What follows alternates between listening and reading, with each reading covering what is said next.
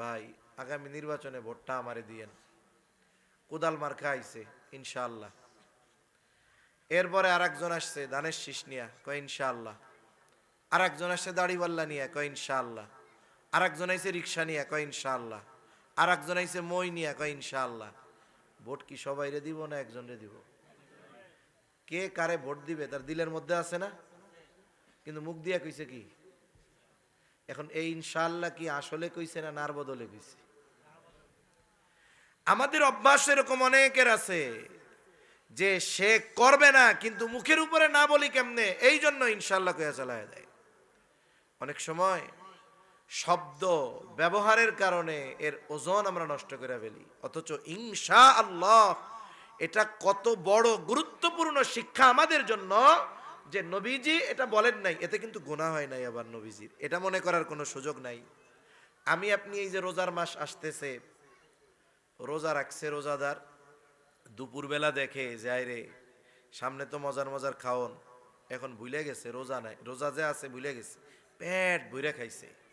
বলেন তো, পেট ভইরা যে খেয়ে ফেললো, এরপরে আরেকজন খাই তুই তো রোজা, এবার সাথে সাথে মুখে যা আছে সব ফালাই দিয়া কুলি টুলি করে পরিষ্কার টরিষ্কার করে রেডি। বলেন তো তার কি রোজা ভাঙছে?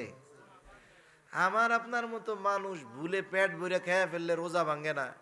নবীজি ইনশাল্লাহ বলেন নাই, এটা আল্লাহর ইচ্ছা। হয়তো এই উম্মতকেই শিক্ষাটা দিতে চান, এজন্য আল্লাহ হয়তো নবীজির জেহেন থেকে সরায়া দিয়েছেন। যেমন শবে কদরের হাদিসে কি আসছে, নির্দিষ্ট তারিখ আল্লাহ জানায়া দিয়েছেন। দুই সাহাবীর মধ্যে দ্বন্দ্ব, নবীজি নিরসন করতে গেছেন আর ভুলে গেছে। এখন ভুলে গেছেন না, ভুলায়া দিছে কে? আল্লাহ ভুলায়া দিছে। সেজন্য একই কথা, ব্যক্তির অবস্থানের কারণে এই শব্দের পরিবর্তন করতে হয়। একই কথা মুরব্বীকে একভাবে বলতে হয়, ছোটকে আর একভাবে বলা যায়। মনে করেন মসজিদ থেকে আপনি বের হইছেন, আপনার বয়স 20 বছর 25 বছর, আর একটা ছেলে নামাজ পড়তেছে, ওর বয়স 16 বছর, আপনার ছোট, আপনি ওরে কি বলবেন? এই মসজিদ থেকে বের হওয়ার সময় ফ্যানটা বন্ধ করে বেরোবি। উদ্দেশ্য কি? ফ্যানটা বন্ধ করা।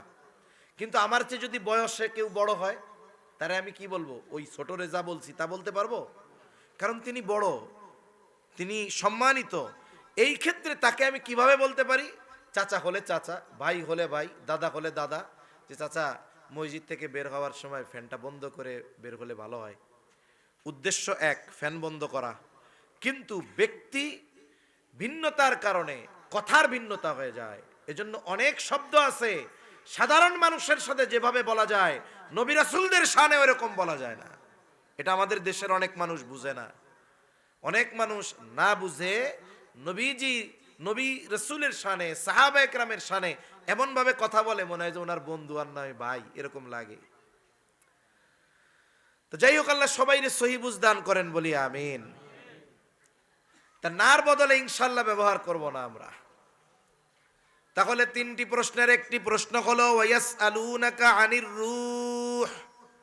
আল্লাহ তাআলা বলেন তারা আপনার কাছে জানতে চায় রূহ কি জিনিস, রূহ কি।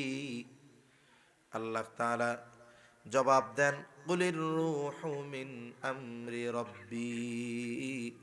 হাবিব আপনি বলে দেন এই রূহ এটা হলো আমার রবের প্রত্যাদেশ, আমার রবের ফরমান, আমার রবের আদেশ। রূহ নারীর হোক আর পুরুষ হোক, সকলের রূহের পরিচয় একটা। যেহেতু একটা বিষয় সামনে আসলো, আর একটা বিষয় একটু বলা দরকার, বলি। আল্লাহ তাআলা রূহের পরিচয় দেওয়ার সাথে সাথেই বলেন ওয়ামা উতিতুম মিনাল ইলমি ইল্লা কলিলা। আল্লাহ তাআলা বলেন যে আপনি বলেন রূহ হলো আমার রবের নির্দেশ, আদেশ, প্রত্যাদেশ, ফরমান, অর্ডার, যা বলেন বলেন। এর পরপরই আল্লাহ কি বললেন? তোমাদেরকে অতি সামান্য জ্ঞান দেওয়া হয়েছে, তোমাদেরকে অতি সামান্য জ্ঞান দেওয়া হয়েছে। কেন? কারণ যেটা বস্তু, এটার আকৃতি আছে, সেটার ওজন আছে, সেটার একটা রং আছে। রূহ যদি বস্তু হয় তাইলে এর রংটা কেমন, এটা দেখতে কেমন, ওজন কেমন, আল্লাহ তাআলা কেমন যেন আগের থেকেই জানায়া দেন বান্দা এটা নিয়ে অ্যানালাইসিস করার মতো, এটা নিয়ে গবেষণা করার মতো ইলম তোমাদেরকে দেওয়া হয় নাই। তোমাদের ইলম অতি অল্প, এতটুকুই বিশ্বাস করে নাও যে রূহ এর পরিচয় কি? রূহ হলো আমার রবের নির্দেশ। সুবহান। মানুষের জ্ঞান কত কম, আমাদের জ্ঞান যে কত কম, আমরা যদি এইটাও বুঝতাম কাজে লাগতো। আমাদের অবস্থা হলো এরকম যে আমাদের ইলম যে কত কম এটাও আমরা বুঝি না। আমাদের ইলম যে কত কম এটাও আমরা বুঝি না। একটা ঘটনা বলি, কথা তো একদিক থেকে আর এক দিকে যায়, এরপরেও বলি। কোরআনুল কারীমের মধ্যে কয়েকটি শিক্ষা সফরের ঘটনা আছে। শিক্ষা সফর বলতে কি আমাদের দেশে বাসে মাইক লাগাইয়া হাই স্কুল থেকে কলেজ থেকে ছেলে মেয়ে একসাথে নাচানাচি করে সামনে লেখা থাকে শিক্ষা সফর। এই শিক্ষা সফরের আগে একটা কথা উজ্জ্বল আছে। কি উজ্জ্বল আছে? শিক্ষার আগে শব্দ শুধু দিতে হবে কয়ের সুকারে কু। এখন বলেন, শিক্ষা সফরের আগে যদি কু লাগায় দেই তাইলে কি শিক্ষা সফর হবে? কু শিক্ষা সফর। কারণ ওই শিক্ষা সফরে গিয়ে না ধর্মীয় কোনো শিক্ষা অর্জন হয়, না নীতি নৈতিকতার কোনো শিক্ষা অর্জন হয়। ওই ধরনের শিক্ষা সফরে গিয়ে অশ্লীলতা বেহায়াপনার শিক্ষা ছাড়া আর কিছুই হয় না। ওই ঢাকা থেকে যুবক যুবতী আসে কক্সবাজারে শিক্ষা সফরে, না এই জায়গায় আইসা নীতি নৈতিকতা শিখে, এই জায়গায় আইসা অঙ্ক গণিত এগুলা টেগুলা শিখে। কি গণ? এই জায়গায় তো প্রেম প্রীতি আর অবৈধ পাপাচারের শিক্ষা পায়। এজন্য এগুলাকে শিক্ষা সফর বলার কোনো সুযোগ নেই। এই দুনিয়াতে শিক্ষা সফর কি?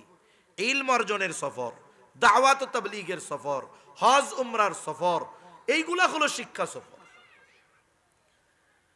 মুসা আর খিজির আলাইহিমাস সালাম এই দুইজনের একটা শিক্ষা সফরের ঘটনা কোরআনুল কারীমে সূরা কাহাফের মধ্যে আছে। আমার মূল কথাটাই শুধু বলা উদ্দেশ্য, ঘটনাটা বলার সুযোগও নাই, সময়ও নাই।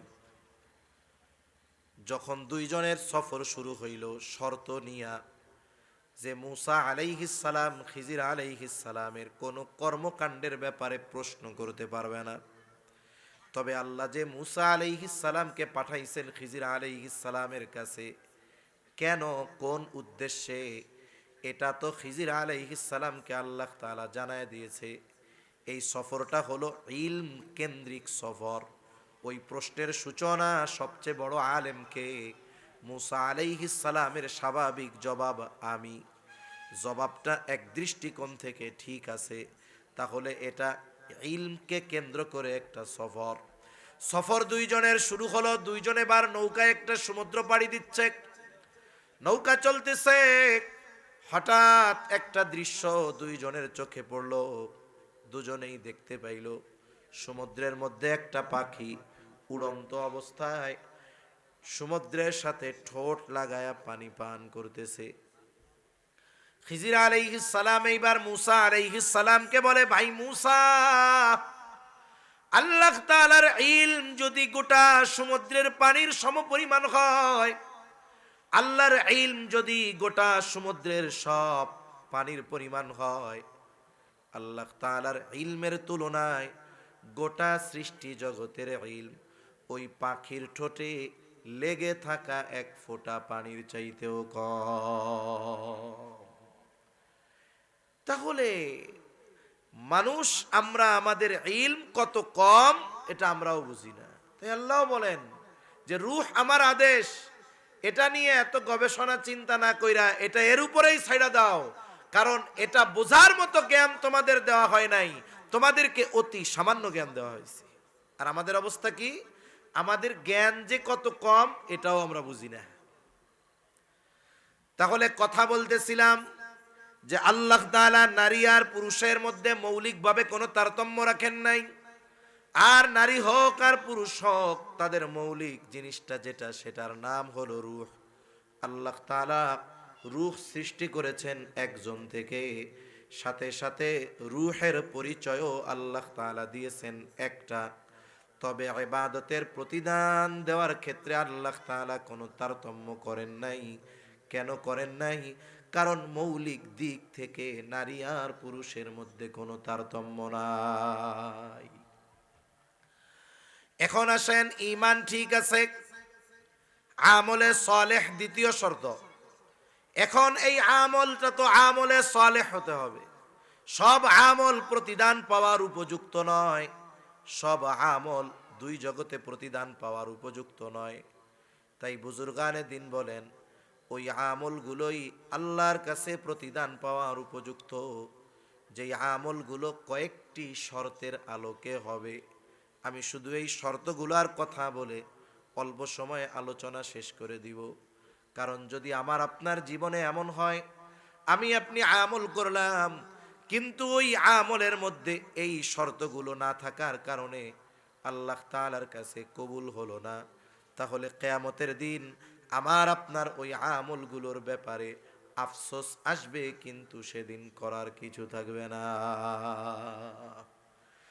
তাহলে ঈমান ঠিক রেখে কয়েকটি শর্তের আলোকে যদি আমরা আমাদের আমলগুলা করি, আমল যদি ছোট হয় অল্প হয় বড় প্রতিদান দিবেন কে? আল্লাহ। তাহলে আমলে সালেহ হওয়ার জন্য, আমল আল্লাহর কাছে কবুল হওয়ার জন্য এক নাম্বার শর্ত হলো ইখলাস। ইখলাস ইখলাস তার মানে আমি আপনি যেই আমলটা করব সেটা ছোট হোক কিবা বড় হোক, একমাত্র যার জন্য করব তিনি কে? আমার আগে আব্দুল্লাহ আল মারুফ ভাই আল্লাহর হকের কথা বলছে, ওনার আলোচনা আয়াতের মধ্যে ছিল, বলছে আল্লাহর হক কি? আল্লাহর হক হলো তারই ইবাদত করতে হবে, তারই ইবাদত করতে হবে, তার ও না, তারই। তার মানে তিনি ব্যতীত ইবাদতের উপযুক্ত আর কেউ নাই, একমাত্র হকদার আল্লাহ তাআলা ইবাদতের। তাই ইবাদত তারই জন্য করতে হবে। এই বিষয়টা আমরা যদি করতে পারি যে আমার সব ইবাদত আল্লাহর জন্য, ছোট হোক বড়, তাহলে আখিরাতে প্রতিদান পাওয়ার উপযুক্ত হবে এই ইবাদত। যদি ইবাদত বড় হয় কিন্তু আল্লাহর জন্য নয়, তার জন্য নয়, তাহলে ওই ইবাদত আখিরাতে প্রতিদান পাওয়ার উপযুক্ত তো হবেই না, বরং আল্লাহর হক নষ্ট করার কারণে শাস্তি পেতে হবে। প্রসিদ্ধ হাদিস কম বেশি সবার জানা, কিয়ামতের দিন আল্লাহ তাআলা সর্বপ্রথম তিন শ্রেণীর মানুষকে হিসাবের জন্য ডাকবে। একজন শহীদকে ডাকবে, একজন দানবীরকে ডাকবে, একজন কারীকে ডাকবে, আলেমকে ডাকবে। তারা জিহাদ আল্লাহর জন্য হয় নাই, শহীদ হয়ে গেছে, কিন্তু এই যে জিহাদটা করছে আল্লাহর জন্য না, বীরত্বের প্রশংসা পাওয়ার জন্য। আরেকজন দান করছে আল্লাহর জন্য না, মানুষের বাহবা পাওয়ার জন্য। আরেকজন কোরআন শিখছে, আলেম হয়েছে, আল্লাহর জন্য নয়, মানুষের প্রশংসা পাওয়ার জন্য। ওই জীবন দেওয়া কাজে আসে নাই, দান সদকা কাজে আসে নাই, ইলম অর্জন কাজে আসে নাই, বরং কিয়ামতের দিন এই কাজগুলো আল্লাহর জন্য না হওয়ার কারণে এই মানুষগুলোর ঠিকানা হবে জাহান্নাম। তাহলে আমরা যেই আমলটা করব, ছোট হোক কিংবা বড়, একমাত্র কার জন্য? আল্লাহ তাআলার জন্য। আমাদের তো টার্গেট থাকে যে আমার বিষয়টা মানুষ ভালো বলুক, আমাদের টার্গেট থাকে মানুষ আমাকে, আমার আমল দেখে, আমার দান সাদকা দেখে মানুষ আমাকে বাহবা দিক। দুনিয়ার, সারা দুনিয়ার মানুষ যদি কোনো আমল ভালো বলে আর ওই আমলটা যদি ইখলাস শূন্য হয়, সারা পৃথিবীর মানুষ না, যারা আসতেছে, যারা দুনিয়া থেকে চলে গেছে, সবাই মিলে যদি আমার ওই আমলটা ভালো বলে, আল্লাহর কাছে কবুল হবে? কবুল হবে না। কিছু অঞ্চলে একটা প্রথা আছে, আপনাদের অঞ্চলে আছে কিনা জানি না। এখন একজন লোক মারা গেছে, এখন জানাজার আগে উপস্থিত মানুষদের কাছ থেকে সাক্ষ্য নেয়। যেই লোকটার জানাজা হবে সারা জীবন মানুষের হক মাইরা খাইছে, সারা জীবন সুদের উপরে, সুদি কারবারির সাথে জড়িত ছিল, মানুষের হক নষ্ট করছে, অন্যর জমি দখল দিছে। এখন মারা গেছে, জানাজার আগে নেতা মানুষ আর একজন জোর গলায় বলে, বলেন সবাই লোকটা কেমন ছিল? মানুষজন কয় ভালো। আবার জিগায়, বলেন সবাই লোকটা কেমন ছিল? কয় ভালো। তিনবার সাক্ষ্য নেয়। মনে করছে এই উপস্থিত শত শত হাজার হাজার মানুষ যদি কয় লোকটা ভালো ছিল, তাইলে তার সুদের গুনাহ, বান্দার হক মাফ মেরে খাইছে, এগুলার গুনাহ সব আল্লাহ মাফ করে দিব। ওই কয়টা না, সারা পৃথিবীর সব মানুষ যদি বলে লোকটা ভালো ছিল, সে কি ভালো হবে? তাহলে আমি আপনি যে ইবাদত করি এটা যদি আল্লাহর জন্য না হয়, সারা পৃথিবীর সব মানুষ বললেও আল্লাহর কাছে ওটা ভালো বলে পরিগণিত হবে না, বরং ওই আমল আমাকে আপনাকে প্রতিদান পাওয়া তো বহুদূর, বরং ওই আমলটা আমার জাহান্নামে যাওয়ার কারণ হয়ে যাবে। তাহলে আমরা আমাদের জীবনের সকল ইবাদত একমাত্র যার জন্য করব তিনি কে? 2 নাম্বার, ইবাদত কবুলের অন্যতম শর্ত হলো সুন্নাত। সুন্নাত বিহীন কোনো ইবাদত কবুল হয় না, বরং সুন্নাত তো এমন এক পরশ পাথর, দুনিয়ার কাজের সাথে যদি সুন্নাত লাগায় দেওয়া হয় ওই সাধারণ কাজটা ইবাদত হয়ে যায়। রাসূল আকরাম সাল্লাল্লাহু আলাইহি ওয়াসাল্লাম দুনিয়ার কাজের পদ্ধতি যেগুলো শিখায়া দিয়েছেন ওইগুলাতে যদি নবীর তরিকায় আমরা করি ওইগুলা ইবাদত হয়। যেমন সাধারণভাবে আমরা রাস্তায় চলি, চলাচল করি, হাঁটাহাঁটি করি, হেঁটে বাজারে যাই, হাঁটার কিছু সুন্নাত আছে। এখন একজন ব্যক্তি এখান থেকে হেঁটে মনে করেন ওই রাস্তায় যাবে, দোকানে যাবে, সে নিয়ত করলো আমি তো হাঁটবো, তবে আমার এই হাঁটাটা হাঁটবো সুন্নাত তরিকায়। বলেন তো কেউ যদি সুন্নাত তরিকায় হাঁটতে চায় রাস্তার কোন পাশে চলতে হবে? কারণ রাস্তার ডানে চলা সুন্নাত। এমনি সময় কিন্তু চলি, কিন্তু খালি নিয়ত করব যে সুন্নাত তরিকায় পথ চলবো। এবার হাঁটা শুরু করছি ডান পাশ দিয়া, এবার রাস্তার ডান পাশে চলতেছি। বলেন তো হাঁটার সময় কোন দিকে তাকায়া হাঁটা সুন্নাত? নিচের দিকে, সামনে নিচে। এখন যদি ডাইনে তাকায় নিচে তাকাই তাহলে তো বিপদ। সামনে নিচে তাকায়া হাঁটা সুন্নাত।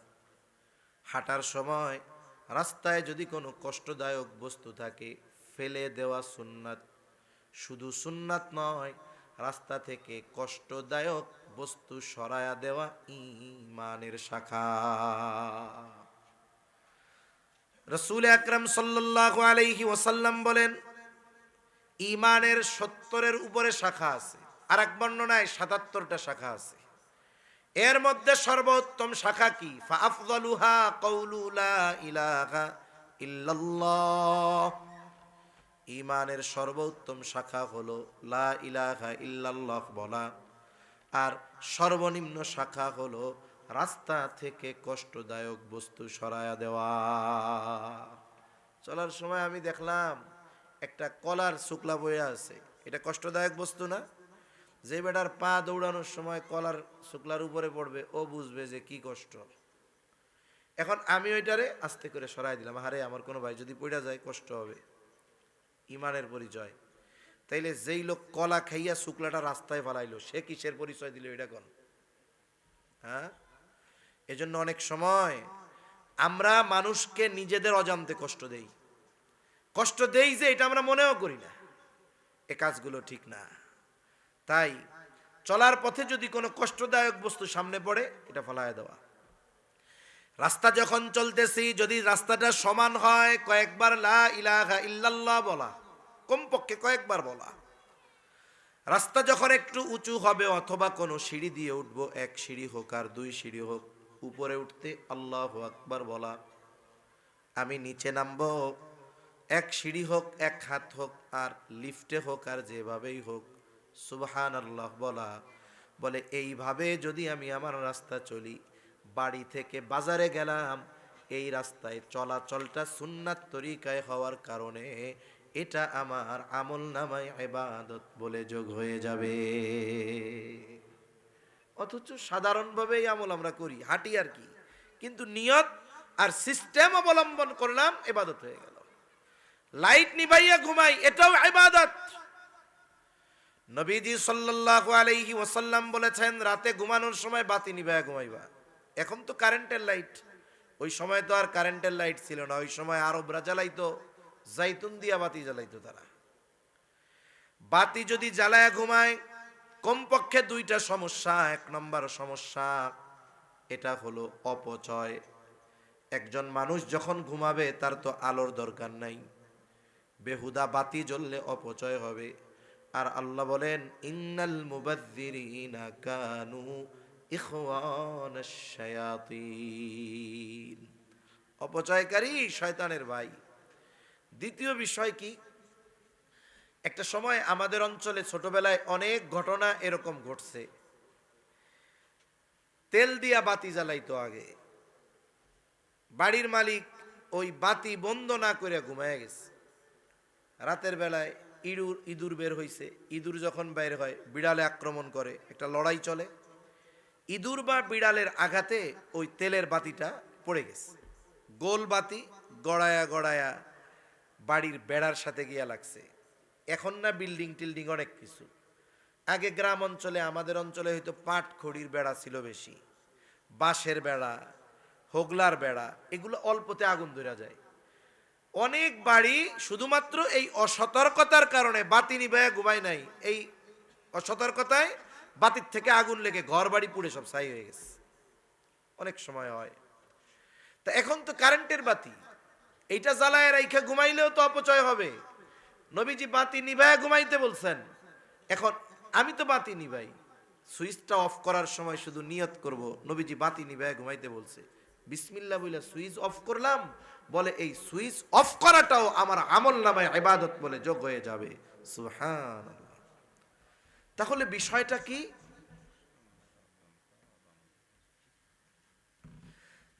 বিষয়টা কি? বিষয়টা হলো আমি বাতি নিভাইলাম, এটাও আমার ইবাদত। কেন? বলে সুন্নাত তরিকায় হওয়ার কারণে। এই যে দেখুন, যখন রাতের বেলা আমরা ঘুমাই, বিছানা ঝাড়ু দিয়া ঘুমাই, এটাও সুন্নাত। নবীজি সাল্লাল্লাহু আলাইহি ওয়াসাল্লাম বলেছেন, তোমরা বিছানা ঝাড়ু দিয়ে ঘুমাও, লুঙ্গির নিচ দিয়ে হলেও। এটার দ্বারা গুরুত্ব বোঝানো হয়েছে, ঝাড়ু দেওয়ার ঝাড়ু নাই, কিচ্ছু নাই, প্রয়োজনে লুঙ্গির নিচ দিয়া হইলেও বিছানাটা ঝাড়ু দাও। কেন? বলে এখন বাংলাদেশের অধিকাংশ জায়গায় বিদ্যুৎ আছে, কারেন্ট আছে। বিদ্যুৎ থাকার পরেও এই বছরেরও সমীকরণ যে প্রতি বছর শীতের মৌসুমে, বর্ষার মৌসুমে হাজার হাজার মানুষ সাপের কামড়ে মারা যায়।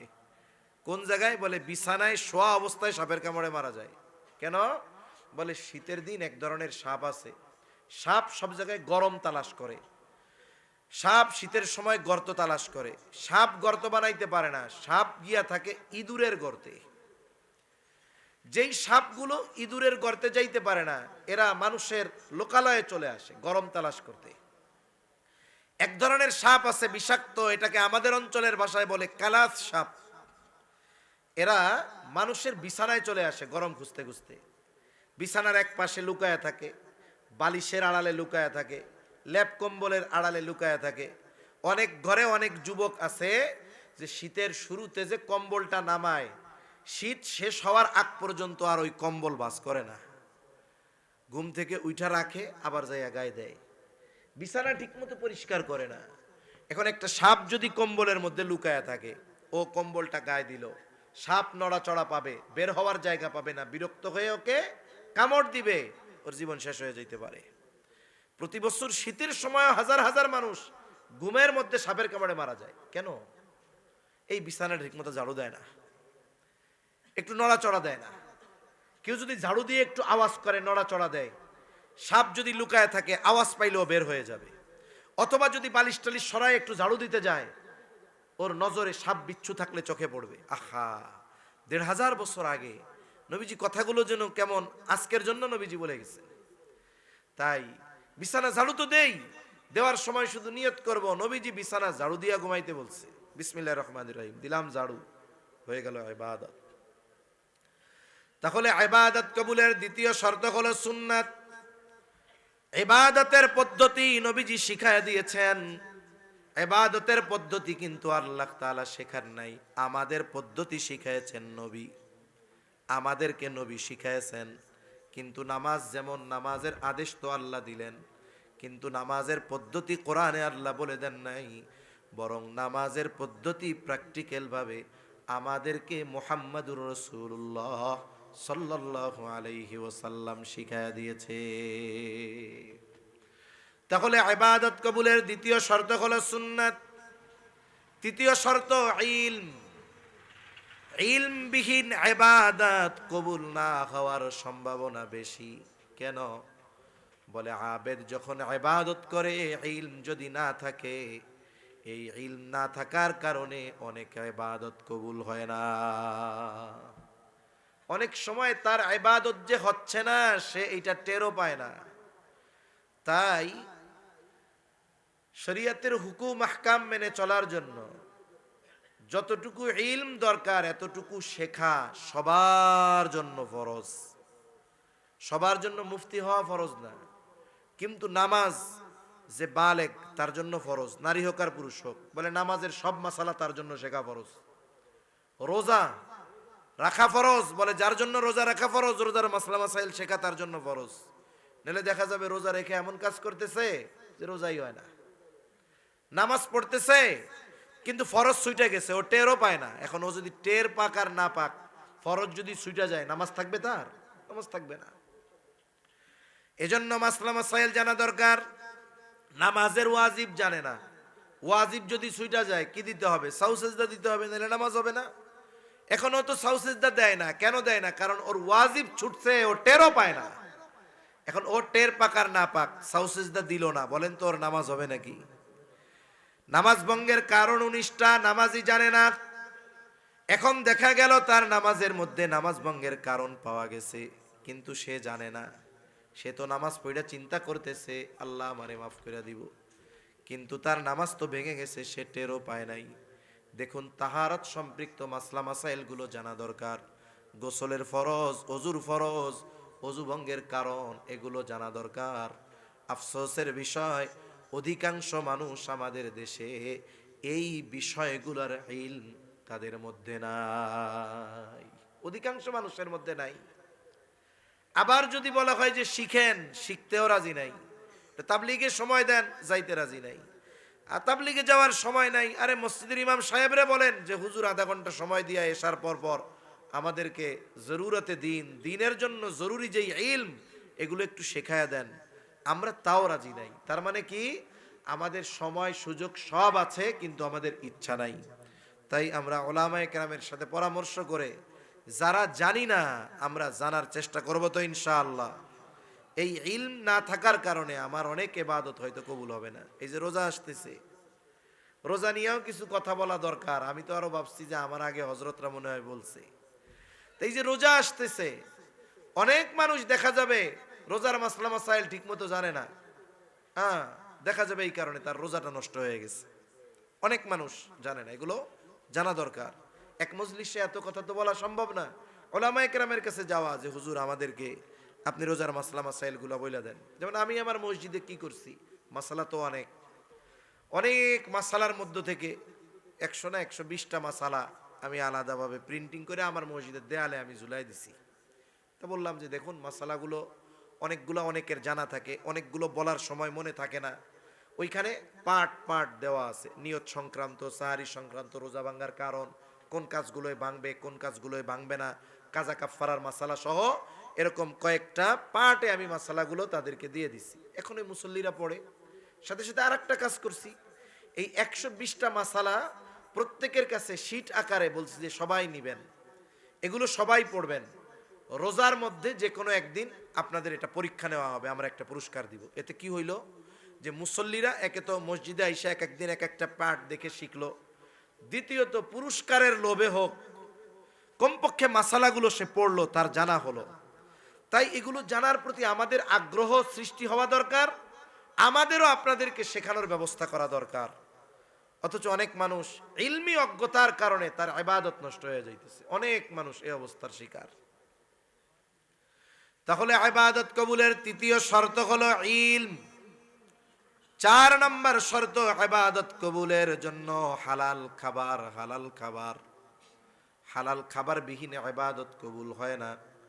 আমাদের সমাজের অনেক মানুষ আছে হালাল খাবারের ব্যাপারে সচেষ্ট থাকে, কিন্তু আফসোস ওই মানুষগুলো হালাল উপার্জনের ব্যাপারে তার কোনো সতর্কতা নাই। অনেকে মনে করে কামাই টামাই যেমনে হয় হোক, খাওয়ার সময় হালালটা খাইলে হইল।